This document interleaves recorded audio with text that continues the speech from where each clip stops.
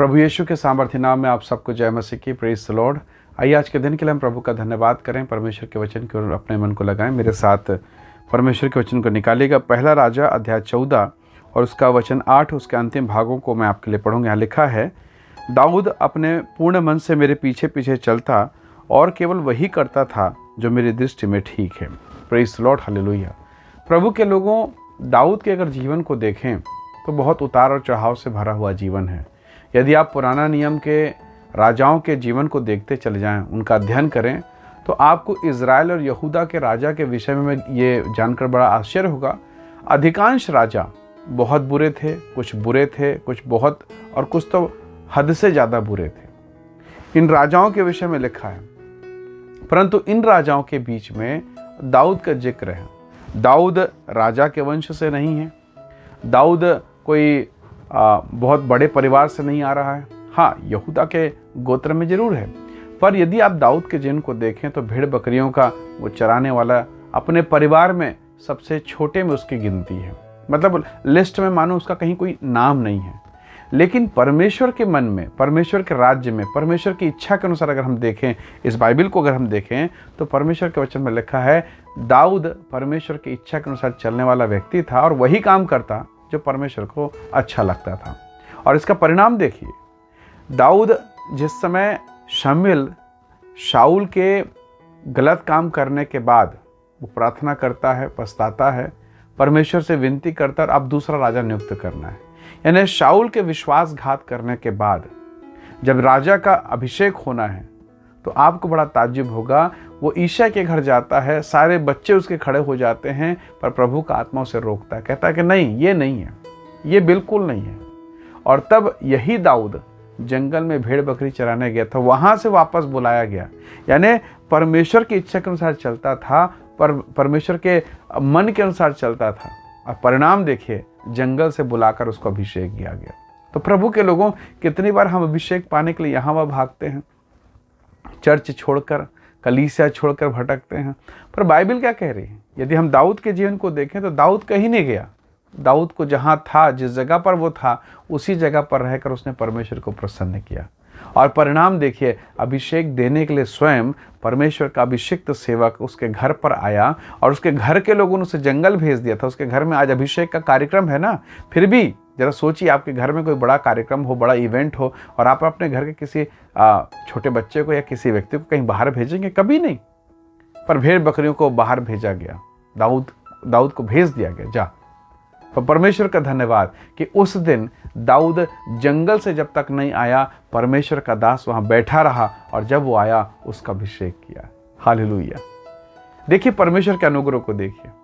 दाऊद ने, मुझे नहीं लगता कि मैंने कहीं पढ़ा हो कि दाऊद ने कहा कि प्रभु मुझे शक्ति दीजिए ताकि मैं दुष्ट आत्मा निकालूं, मुझे शक्ति दीजिए ताकि मैं अनोखे काम करूं। नहीं, कभी शायद नहीं मांगा हो, पर उसके भजन कीर्तन के कारण, परमेश्वर की भक्ति के कारण प्रभु ने उसे ऐसा गिफ्ट दे दिया। शायद पता नहीं दाऊद को पता भी है कि नहीं, लेकिन जब वो बजाता था तो शाऊल राजा के अंदर का दुष्ट आत्मा भाग खड़ा होता। Praise the Lord, hallelujah. कब?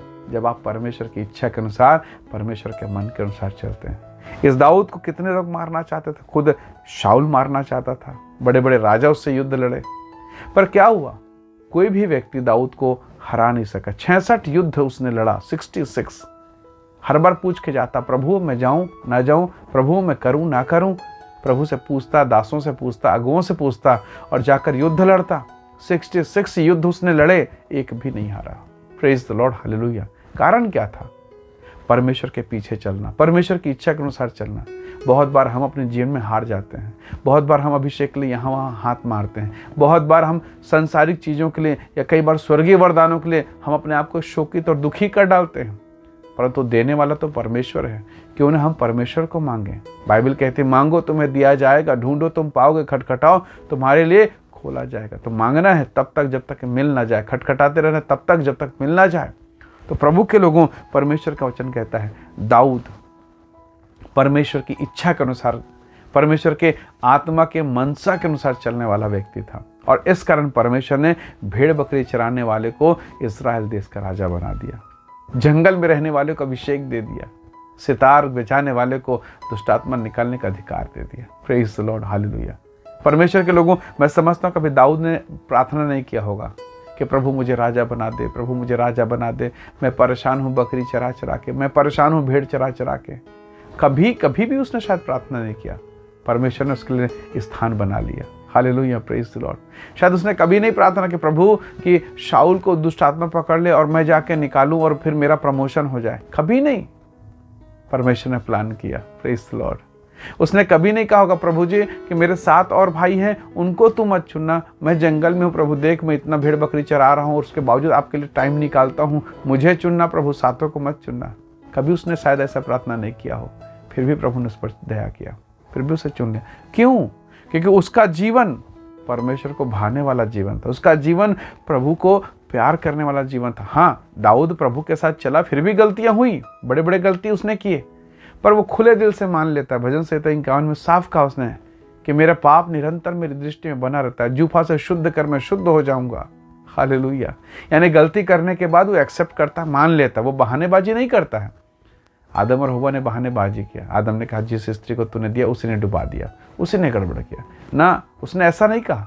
उसने कहा प्रभु मेरा पाप मेरी नजरों पे बना है, मुझे धो, मुझे पवित्र कर। तो दाऊद के समान हृदय, कितना सुंदर। प्रभु ने कहा कि यह तो मेरे मन के अनुसार का व्यक्ति है। प्रभु के लोगों, हम जहाँ रहते हैं, जिस दशा में रहते हैं ना, उसका एक प्रभाव हम छोड़ते हैं। यदि आप इत्र लगाकर, खुशबू लगाकर, परफ्यूम लगाकर, डियो लगाकर घूमें, तो आप जिस मार्ग से गुजरेंगे ना, कम से कम कुछ दूरी तक, शायद वो 1 मीटर हो, आधा मीटर हो, वो खुशबू आपके पीछे पीछे चलती रहेगी। हालेलुया। तो जो आप करते हैं उसका प्रभाव पहुंचेगा। दाऊद ने जो किया उसका प्रभाव उसके बच्चे तक पहुंचा। जिन राजाओं ने बुरा काम किया उसका प्रभाव उनके संतान तक पहुंचा। वो भी दंड पाए, वो भी बिगड़ते चले गए और खराब हो गए। और दाऊद के वंश में प्रभु यीशु मसीह आए। हालेलुया। प्रभु के लोगों, आज के सुबह हम प्रभु से कहें कि प्रभु एक ऐसा मन मुझे दे, एक ऐसा जीवन जो आपसे प्यार करे, आपके पीछे चले, आपको देकर भी कहे कि प्रभु मुझे और देने वाला बना। प्रार्थना में बैठने के बाद और कहे कि प्रभु मुझे और सामर्थ्य दे और मैं बैठ सकूं, आपकी हुजूरी में आ सकूं।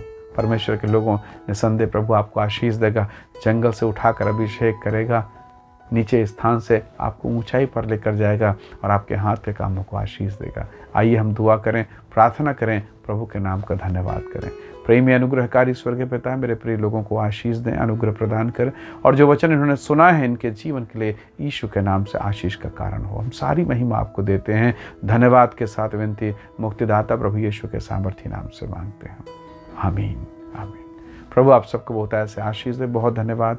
जय मसीह की। Praise the Lord.